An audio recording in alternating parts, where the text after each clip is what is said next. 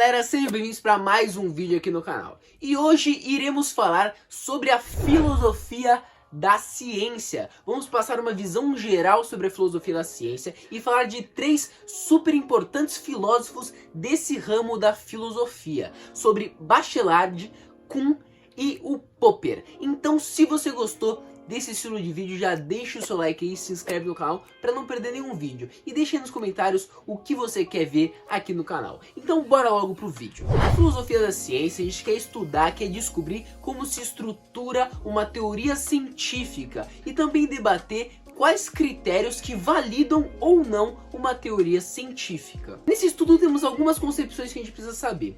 Eu exemplifiquei duas aqui que parecem, na verdade, são antagônicas, mas elas têm uma coisa em comum. A primeira eu vou falar pra vocês rapidinho, só pra gente ter uma visão geral. A primeira é essa daqui, que é a concepção racionalista. E a segunda é essa daqui, que é a concepção empírica. Vamos lá, vamos ver um pouquinho. A racionalista é quando você chega em algo por conta do raciocínio. Por isso que eu coloquei essa equação aqui, uma equação matemática, que você vai chegar em alguma conclusão por um raciocínio lógico. Aqui temos um olho. Aí você fala, um olho? Por que um olho? O empírico, né? A concepção empírica é quando você observa algo. Então o olho aqui está representando esse algo que estamos observando. Então vamos pensar um pouco. Aqui na concepção racionalista, a gente vai chegar em uma teoria científica por meio de dedução e de raciocínio, como já diz, concepção racionalista. Então o que a gente vai fazer para ter uma teoria científica desenvolvida pelo modo da concepção racionalista? A gente vai pensar, vai deduzir alguma coisa, vai deduzir uma teoria. A partir dessa dedução, vamos tentar provar ela de modo racional. Então, por cálculos, por conta, pela matemática, pode ser um caminho pela matemática, provar essa teoria que a gente desenvolveu. E depois de ter provado raciocinando, a gente vai tentar ou ver se ela dá certo na prática. Já aqui, na concepção empírica, a gente vai primeiro observar o fenômeno para depois tirar uma teoria dele. Então, em vez de eu calcular por que um corpo está caindo, como o corpo está caindo, para depois observar o corpo caindo e comprovar a minha teoria, na empírica não. Eu vou primeiro jogar o corpo, observar ele caindo e tirar a minha teoria disso, de observar. Então, na concepção empirista, eu vou observar um fenômeno e dele vou tirar a minha teoria. Já na racionalista, eu vou primeiro deduzir alguma teoria, raciocinar essa teoria e depois ver se ela é verdade empiricamente. Agora, falando em definição, a concepção racionalista, ela diz que a demonstração e a dedução são capazes de provar enunciados, os enunciados que eu criei, as teorias que eu criei. Então a dedução e a demonstração são capazes de provar esses enunciados. This equation works for planetary orbits that never shift. Yes.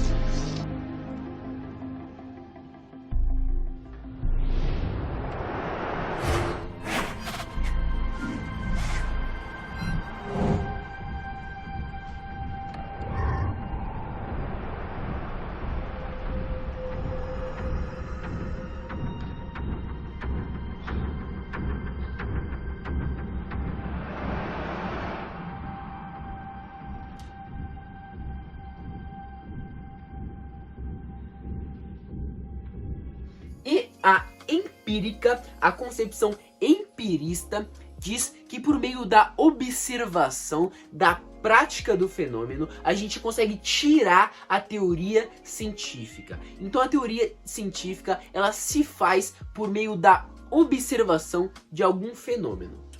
Aristóteles era um homem brilhante, mas nem sempre estava certo.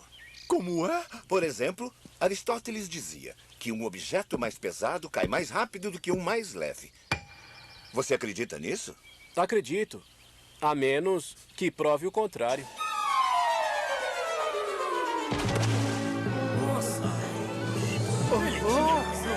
Tá, agora o que eu disse que elas têm uma coisa em comum?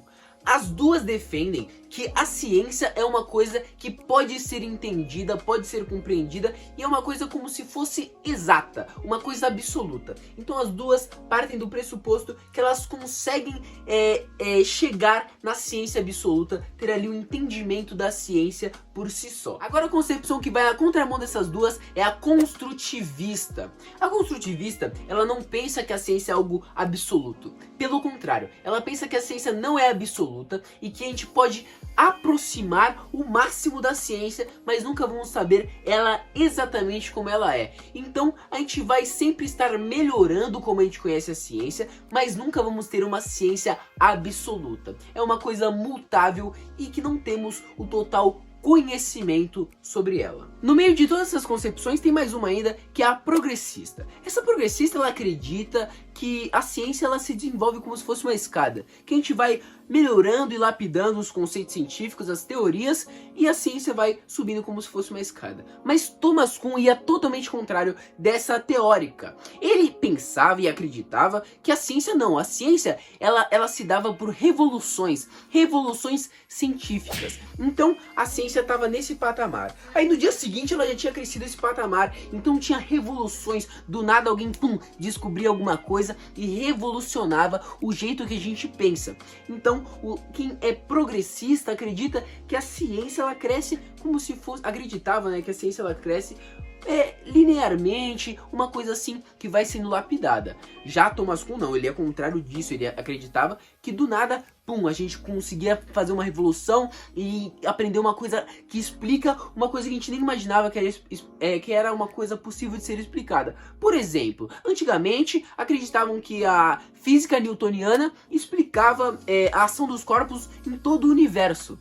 Só que aí veio Einstein com a teoria da relatividade geral e falou que não, que é diferente, e criou a teoria do espaço-tempo. Então revolucionou, mudou completamente o jeito que todos pensavam. Outro exemplo muito legal, antigamente, lá para Euclides, eu não sei se você conhece, Euclides, um matemático de 300 anos antes de Cristo, ele desenvolveu a geometria que hoje é chamada de geometria euclidiana, que trabalha com coisas em um plano. E, por exemplo, vou dar um exemplo aqui, na geometria euclidiana, a soma dos ângulos de um triângulo é 180 graus. Na geometria euclidiana sempre vai ser assim. Só que aí teve uma revolução científica nessa questão da matemática, que um dia desenvolveram outras geometrias, pensaram em outras geometrias e viram que não vai ser sempre que a soma dos ângulos de um triângulo vão somar 180. Viram que na geometria hiperbólica e na geometria esférica vai mudar, pode diminuir, pode aumentar.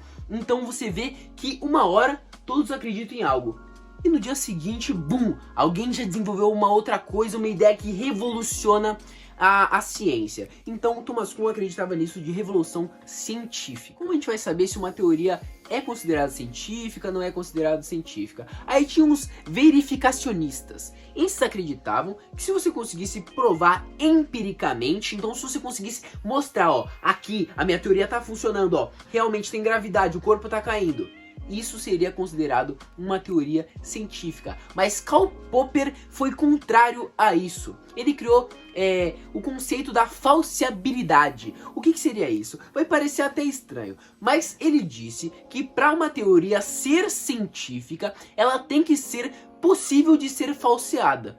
Aí você pensa, como assim? Para uma teoria ser científica, ela tem que ser falseada? Mas se ela for falseada, ela não vai ser verdade e não vai deixar de ser uma teoria científica, certo?